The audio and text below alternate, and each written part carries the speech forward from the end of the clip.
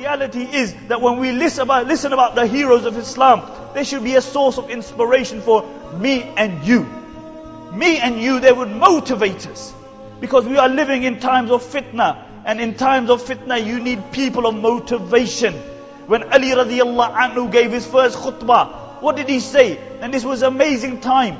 Because this was a time of great fitna and difficulty.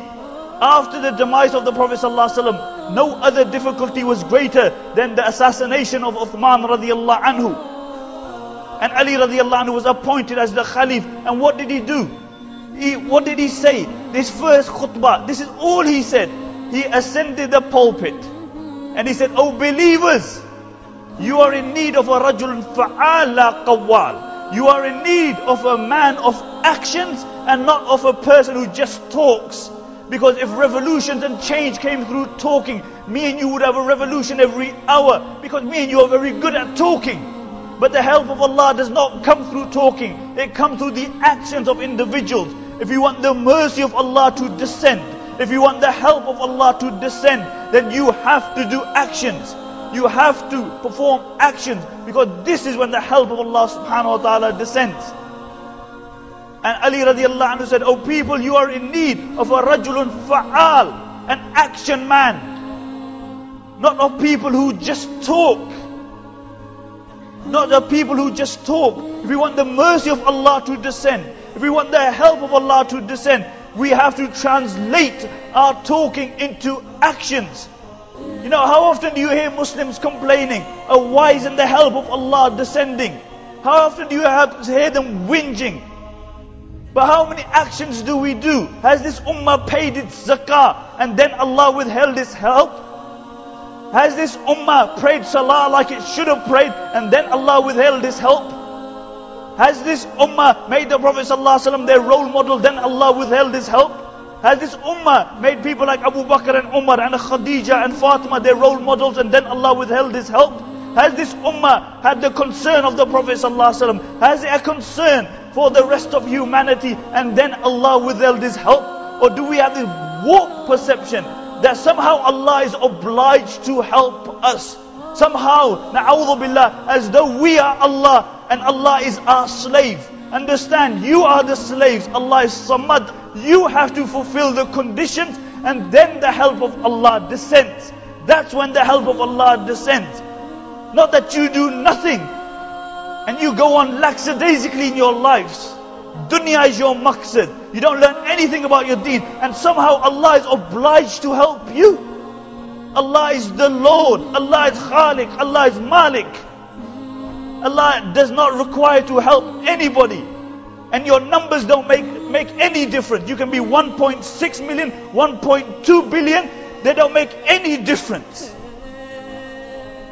Your power, your wealth doesn't make any difference. What counts in the eyes of Allah is your quality, not your quantity. Your substance. And this is why Allah says, "Kam min fi'atin qalilatin ghalabat fi'atan kathiratan bi'idhnillah." How often do you see that a small group of people, a small regiment defeats a large regiment? Why? With the help of Allah subhanahu wa ta'ala. With the help of Allah subhanahu wa ta'ala. In the time of Khalid bin Walid, in the battle of Yarmouk, this was the ultimate battle. After this day, the Christians never came into the Arab Peninsula. The Muslims were 41,000. And the conservative estimate of the Romans were that they were 140,000. And Khalid bin Walid was checking his ranks. He was checking his men. And he walked past this young soldier who was looking at the Roman soldiers and their army. And he marveled at their numbers and how much weapons they had. And he said, "How many are the Christians and how few are the Muslims?" And Khalid bin Walid radiallahu anhu said, Don't say that. For say how many are the Muslims and how few are the Romans and the Christians. Because weakness comes from being forsaken by Allah subhanahu wa ta'ala. Weakness comes from being forsaken by Allah. If you lose Allah, you lose everything. You lose everything. And if you attain the one Allah, you have everything. After the battle of the Murtaddeen, Abu Bakr radiallahu anhu told Khalid bin Walid, now the superpower of the day, the superpower, the Persians are waiting. And he said, go and deal with them, but allow your men, those who want to go home, because they fought many battles, to go home. And Khalid bin Walid made the announcement. He has 13,000 men. Out of those 13,000 men, 11,000 decided to go. He only had 2,000 men, and he was going to face the superpower, the Persians. And he wrote a letter to Umar ibn al-Khattab, and he said, "Oh Amir al-Mu'mineen, I've only got 2,000 men left." And Umar and Abu Bakr radiallahu anhu sent a reinforcement in the shape of how many men? He sent a reinforcement in the shape of one person, Qaqa ibn Amr, for 11,000 men. And the Sahaba said, "Oh Abu Bakr, what you doing? What you doing? 11,000 men, and you are replacing them with one man?" And he said, "Yes, because those ranks which have the likes of Qaqa ibn Amr will never be forsaken by Allah subhanahu wa ta'ala. Because these were men of substance, and by Allah, these people were never forsaken by Allah. You never had the concept of Guantanamo Bay, Belmarsh. You were never humiliated in the time of Umar ibn Abdul Aziz. One Muslim prisoner was humiliated in the Byzantine lands, and the news reached Umar ibn Abdul Aziz, and Umar ibn Abdul Aziz wrote a letter to the governor, and he said, "Before you place this letter down, free that Muslim prisoner, for by Allah I will send an army which begins here and ends where you are." There was never a time, really, there was never a time like what happens in Israel and Palestine in the time of Mu'tasim.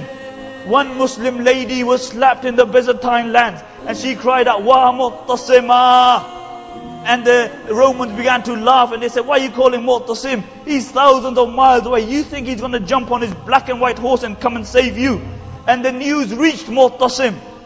The news reached Mu'tasim, and Mu'tasim sent an entire army for the izzah of one Muslim lady. And he told every single one of them, he said, "Each one of you climb, and when you go on a black and white horse." And you look how Allah subhanahu wa ta'ala turns the tables. Wallahi, one Israeli soldier gets kidnapped, who by international law is upholding an illegal occupation. And the Israelis follow the sunnah of Mu'tasim, and they send the entire army. They send the entire army. But the difference between their army and Mu'tasim's army is that Mu'tasim's army didn't terrorize women and children. They didn't knock out electricity plants. They didn't terrorize innocent women and children.